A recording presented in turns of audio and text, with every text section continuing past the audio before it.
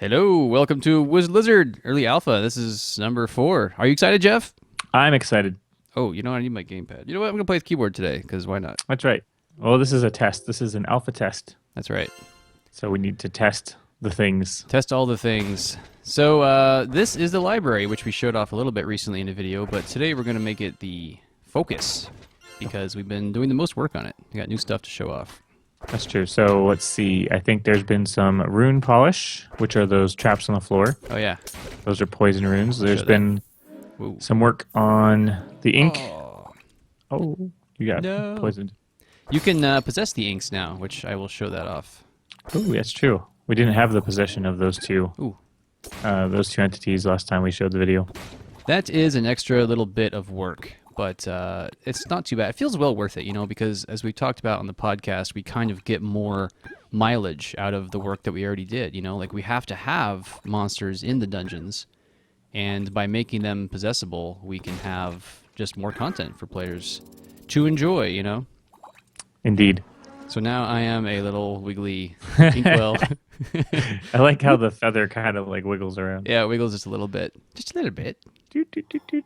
I really want to add like little clanky sounds or something too, like the sound. Like sound of glass on floor or Yeah. something. Like ding, ding, ding. Yeah, exactly. I might record a sound like that myself, because that's something I can. I mean, I've got glass, I've got wood, I can smack them together.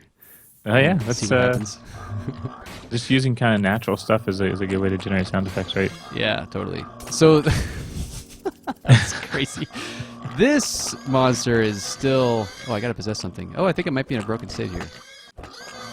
Yeah. Oh, that's probably true.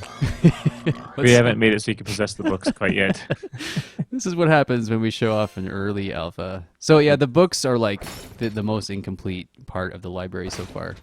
That's actually something I'm gonna be working on today. Oh, My nice. idea for the books is that the bats are gonna be more like projectiles, like the bees are. And Yeah. Right now, they are literally pig head monsters from the kitchen. As Yes. you can, I don't know, like the sounds are pretty low this time, but you can see they're spitting apples. And like they go a little faster, and obviously they've got different visuals and stuff. But other than that, the code is identical. They're just pig heads. they oink too, if I remember Yeah, correctly. they oink, and it's really messed up. I kind of like it, but it is very temporary. It is, yeah. All right, Inkwells, you guys are going down. They're very squishy. They are Oh. very squishy. So it's an interesting thing to possess because they're easily killed. And I think I mentioned this last video, but I didn't do it quite yet. I was probably going to nerf the damage that they do. Yeah, I can see that. Just because I feel like when things have a status effect, like slowing or poison or something, that they shouldn't be doing as much damage as other things, Yeah, I agree. Because it makes them a little bit too powerful. Here, I wanted to show off the armor because it's kind of fun. Schmack! You get to stomp things. I got So that poisoned. kind of it plays a lot like the tail whip. It does, yeah. Oh no, That's I still have no pretty keys. fun though. I like that. Yeah, it's cool. It's we could kind of make it like the tail whip, but more powerful. It kind of needs to be because the tail whip is instant, whereas you can see the armor stomp here has a little bit of a delay Right. because you've got to you go up before you go down, kind of thing. My idea for the stomp was that it would have maybe, I guess a stomp could have more damage, but it could also have Oh, like a longer stun duration. yeah. It could be kind of like like Boomerang and Zelda, where you can stun things and do more damage to them. Yeah, we've got lots of levers we can mess with now. There's also it could have increased knockback, longer stun, more damage, bigger circumference or bigger area of effect. I think right now it already has more knockback than your standard Oh, weapon. oh, does it? Killed by Spinny Globe. And now I'm an inkwell. What's So in this the chest? library is definitely. We're working on some new monsters for the library this week, Yeah, I'm excited. and polishing up the ones that currently exist. I think there was a door down here that had a. Yeah, I got a Nice. key, so I'm going in, baby. What do you got for me? A book and an inkwell, I'll take it. Oh, I should have. and potentially a chest. Actually, not potentially. There's definitely this a chest. bat's gonna kill me. I just know it. This bat book. Oh no, it didn't. I beat it up. Wow, you can fire that ink pretty quickly. Yeah, you can. I have not messed with those numbers at all, I should say. Like, I don't know what, because usually the way I do it is I'll grab the data from another monster and just duplicate it in the code, because that's, easier than writing it from scratch, and I know it'll work. And I don't know where I copied it from, so I don't know which monster this cooldown is based on, but we should almost certainly change it. That was dumb. That was dumb. But now I'll get a healthy... Oh, no, I won't. No! Don't kill it. Once again, in a broken state. Stole from you. Okay, this time. Third time's a charm. That's how it goes, right? That's right. All right, this time I'll be more careful, and I'll get to the end of the dungeon. I think... Have we showed off all the monsters that are possessible at this moment? I think, let's see, it's the inkwell and the armor, and the book should be, but it isn't. Yeah. So I think that's it for the library. Yeah. This is kind of the first sprint where we started focusing on the library. Yeah. The last sprint when we talked about it a little bit, it just really had the basic work done. Come here, you. Gotcha. Oh, I didn't even see that guy. I know. They're very hard to see. I think that you're right. Like, you were talking about how you're going to make the bats more like projectiles than actual monsters. And that would kind of go along with the visuals. They look like projectiles. They're very simple aesthetically. Right. They're small and they're hard to see. Ooh, I'll take chain lightning. Yes, sir. Ooh. Swappity swap. Whee! So does this have the kitchen background in the parallax? That is the house background. The house background, Yeah. Gotcha. And, those graphics are easily interchangeable. But, when we made that video last week, we noticed that the backgrounds that was being used in I think it was the library here, it was the wrong background. It was using the kitchen background, but we kind of liked it. And yeah, so, we thought it was a nice contrast. So yeah, it kind of implies depth. Like there's more to see than the place that you're currently at. There's got to be more for me to do here. Ooh, yeah. There's yeah, we just kind of liked it. It increases the contrast, because you already see this background, the background I'm walking on, and when you see it again repeated in the parallax scrolling, it's not as interesting as something that's very different from it, right? Mm-hmm. So we decided to try that out, and I'm liking it so far. But like I said, they are, easily transferable, so we could just swap out those at any given time. It's bat shooting apples.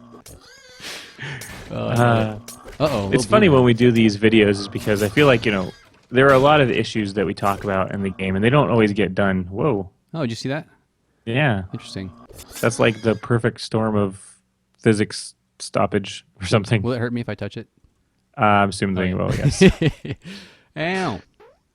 The hazard system doesn't right now accommodate or account for speed. I've kind of thought about that, like with certain projectiles, like the globe, for example, is a really good candidate for something where once it's below a certain velocity threshold, maybe it shouldn't be a hazard anymore. Yeah, I know Spelunky does that because sometimes, you throw a rock and it hits a wall and then it kills you when it bounces off, but other times it's kind of like lost its momentum and it's no longer hazardous. And Right. the difference between those two, like I've played a lot of Spelunky, but I don't know where that fine line is, like the moment it loses enough momentum that it's no longer harmful. I don't know where that is. I just know that sometimes I get hit and sometimes I don't, Yeah, that's interesting. I'm not sure how I feel about that, like from a game design perspective. Yeah, I mean, I don't really know either. I really like, a lot of things about Spelunky, but I don't love things that are hard to gauge. Although I guess it's just as hard as anything else, like how long before a bomb goes off and stuff. It's a very advanced knowledge of the game to be able to say, it's like people that, they know the frames in a fighting game. Yeah, yeah, exactly. Oh, here's the immunity frames and et cetera, et cetera. So I love this strategy. Check this out. Chain lightning jumps like from one entity to another. So watch this. I hit the book and it jumps across 3 entities total. And you can use that. You can shoot the enemy projectiles out of the air, and then it hits them and does more damage as it travels, which is super fun. Right. Yeah, the way wasn't chain enough lightning to- works is that each time it bounces, it increases damage. Yeah. Oh, that was a convenient key. I'll take that. Oh, hey. Well, you already had one anyway, Yeah. but still. But still. For is all I kinda know, you're a jerk-face designer, and you might have put a chest in here that needs a key. Oh.